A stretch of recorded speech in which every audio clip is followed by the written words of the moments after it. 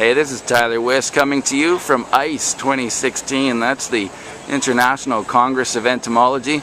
And I'm here with Miles Zhang. Miles is a student who's both a member of the ESC, that's the Entomological Society of Canada, and the ESA, the Entomological Society of America. Now, Miles is a bit of a pioneer in social media. So, not only that, he is an amazing insect photographer. So I want to ask you, Miles, how did you get into insect photography? Well, first I started off photographing dead specimens for my own research project. As a taxonomist, I always wanted to take better and better pictures. And then it sort of just became a hobby, right? So I was playing with the cameras anyway, so why take pictures of dead things when I could shoot live insects? And that just sort of carried away into a hobby. Yeah, so I took the buckshot with Alex Wild, and that really got me started with this whole macro photography. Excellent. What I like about taking pictures of dead things is they don't try to get away from me when I try to photograph them. How do you keep them still, Miles, to take pictures of live insects? Well, if it's in the lab, I try to cover them for a little bit, so like a time out until they calm down. But some insects never calm down, so you just have to deal with it. But in the field, I try to just be patient, slowly crawling towards them. So if you ever see me in the field, I'm always on my stomach, just slowly moving towards them. I've seen pictures. Yes, it happens way too often. Or just go in the morning when they're not as active. So your supervisor, tell me her name. Barb Sharonowski. Right, and she said something to you about photographing your study species. Tell me more about that. Oh, no, this is actually my master supervisor. Oh, that was your master supervisor. Yeah, that's Dr. Joseph Shorthouse. He's retired now. Oh, yeah. Yeah, so this was when we did a lot of collecting of rose galls across the field. He always would remind you, so make sure you take a picture of this field for your own presentation, and instead of relying on other people. Right, so I just kept that in mind, and now I'm proud to say that my current presentation here I'm presenting at ICE consists of my own photos, so I don't have to get ask other people's photos. I think that's also make me appreciate my own study organism more. Well done. I'm of the same mind, and my presentation also contains my own pictures. Excellent. Now, I talked to Richard Levine, and he is the communications guy with the ESA, and I mentioned your name, and he said, he's the Entomemes guy, isn't he? Yes. Tell me about being the Entomemes guy, Miles. Okay. Well, Entomemes, I actually started with another friend, Meredith Miller, so as almost just a joke, we started making, really nerdy entomology memes. Are there any other? Any other? Besides being nerdy entomology memes. Of course, yeah, that's the best kind. And then it just sort of, we made a page, we invited a few friends, and that just took off. And then we invited Nancy Mirarelli, and the three of us just been making memes.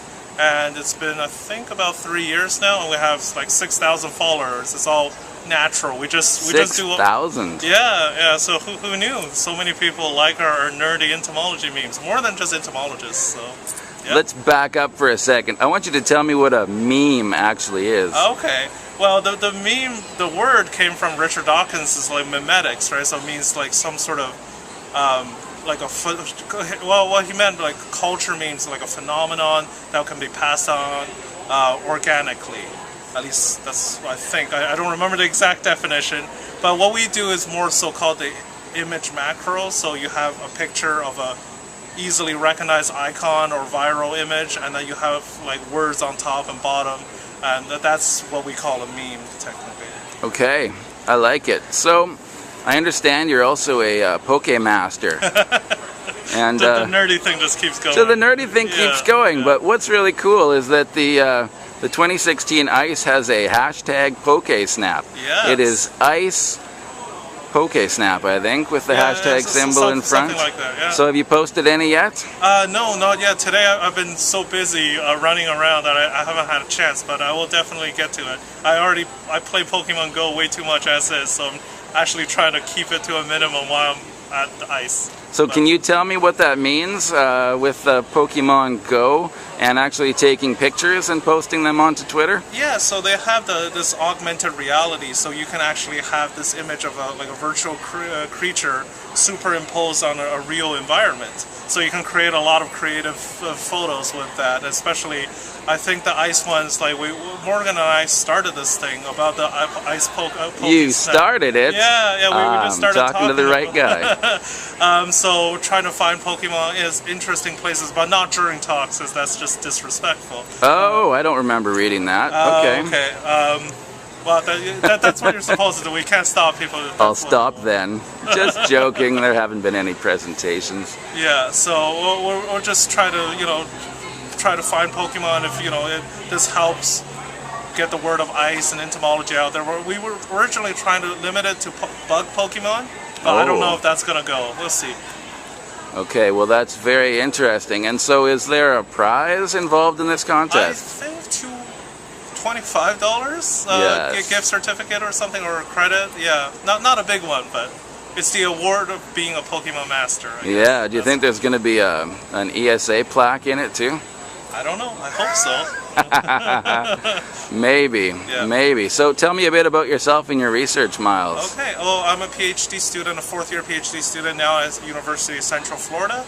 I work with Dr. Barb Sharonowski on these Euphorine braconids in the genus Peristennis. So they are parasitoids of murids, and I'm trying to figure out the species complex using phylogenetics and population genetics. So try to understand their evolution using these methods, as well as next-gen sequencing. Very interesting, Miles. And so you're a member of how many societies? Entomology societies?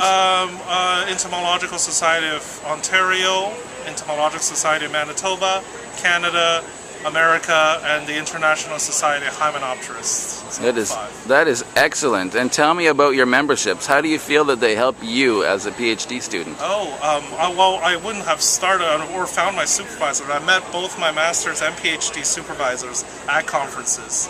That was the reason I went to my first ESC as an undergrad, and I was amazed by the amount of talks of, all these passionate people about entomology. It's like I finally found my place. So I think conference is the best place to meet fellow people that are just as interested, if not more so, than you do. So yeah, the conference I highly recommend it. There you have it from Miles. Join a society, and if you can, join 5 societies. The more the merrier. Start with 1, sure. So thank you very much, Miles Zhang. We are here at the Rosen Center Hotel, overlooking the pool. I think it is currently 30 degrees Celsius. I can say that because I'm Canadian, and it is humid. So, Miles, thank you. Signing off from ICE 2016, and have a great meeting.